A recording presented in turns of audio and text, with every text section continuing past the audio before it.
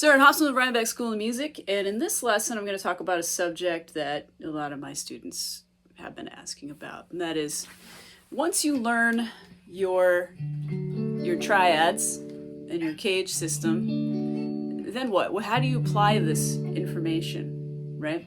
So there's a couple things you can do, and I'll make a list in the description of this video of, you can learn songs that have triads, because there's plenty of songs that are based on, triad chord melodies and such. And I can make a list of those in the description. You can start learning those songs to learn songs that have triads. And the other thing is just taking simple chord progressions and layering your triads over top, right? When you were learning chords, like open chords, right? You probably learned, 1 or 2 or 3 chords, and you were able to kind of strum through, 2 chord, 3 chord, 4 chord songs for a while until you built up your chord vocabulary and got better at it. And the same thing with triads.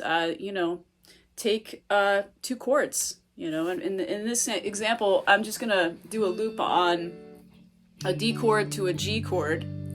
And then I'm going to show you how each, triad in this position from D to G is going to sound really cool.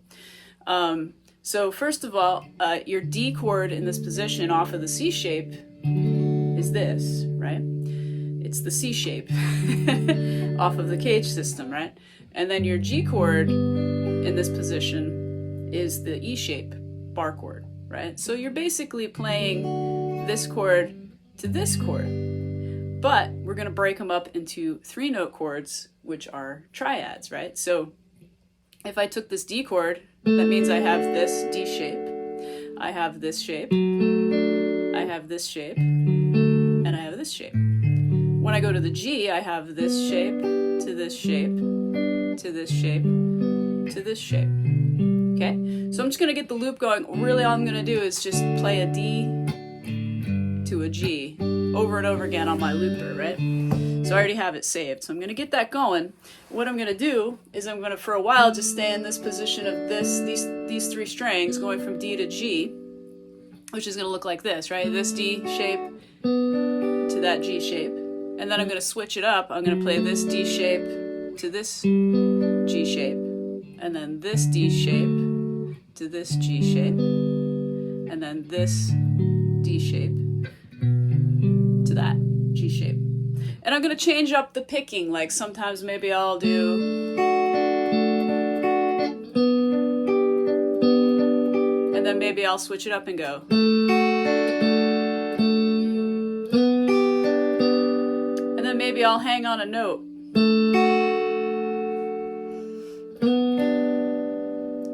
so you'll see me varying the rhythms and the melodies, but let's get this going. This is how you're going to practice your D to your G.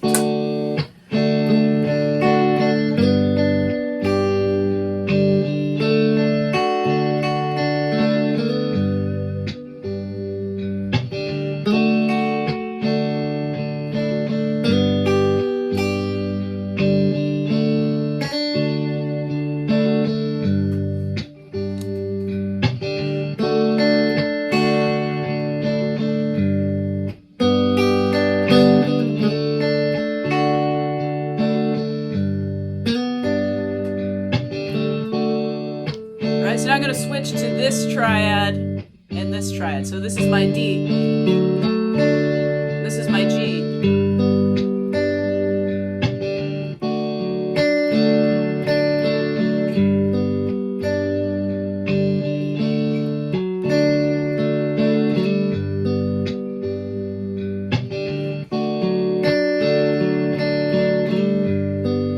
And then I'm going to go this D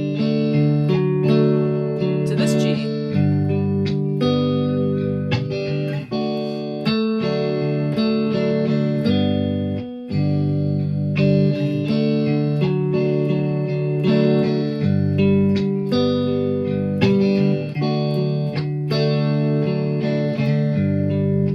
I'm going to switch it up and go here.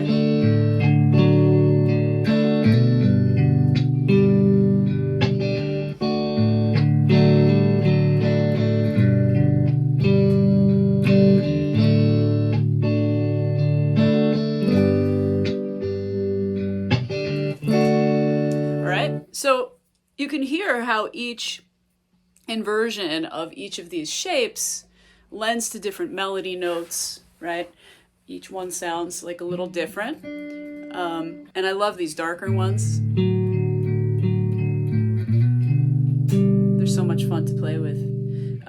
You know, so that's just one position, right? Taking the C shape to the E shape. Now you could do this in every position, and that's kind of what you want to strive to be able to do, is to be able to play these chords, you know, in any key across the fretboard. So the next position of the D is going to be this A shape, giving you, combined with the G shape, I should say, they kind of overlap, right? This shape and this shape overlap. So my triads are going to go like this, and this, and this for D.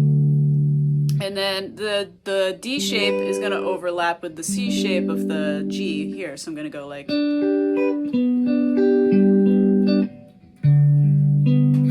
Alright, so that's my next position. So I'll show you what that one is like. Here we go.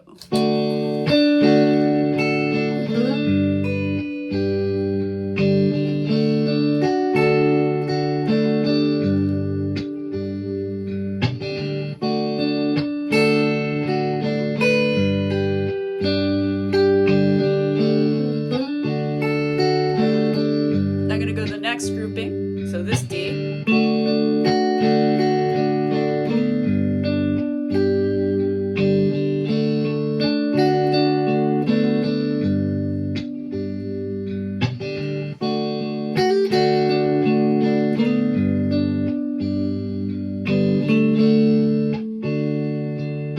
going to go to the next grouping here.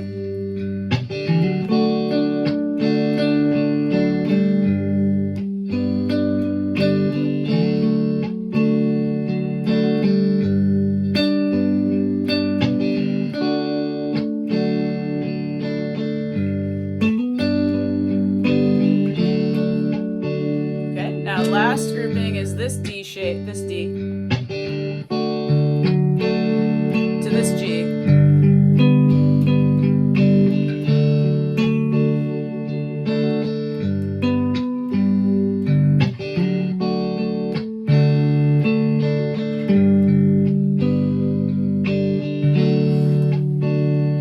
All right, and then the last position is going to be this position of the D major chord, which is just your E shape bar chord. So these guys, these triads, and then your G position is going to be based off of this A shape, which combines with the G shape. Okay, so you got your D shape and your G shape here. So I'm going to go through that, what that sounds like.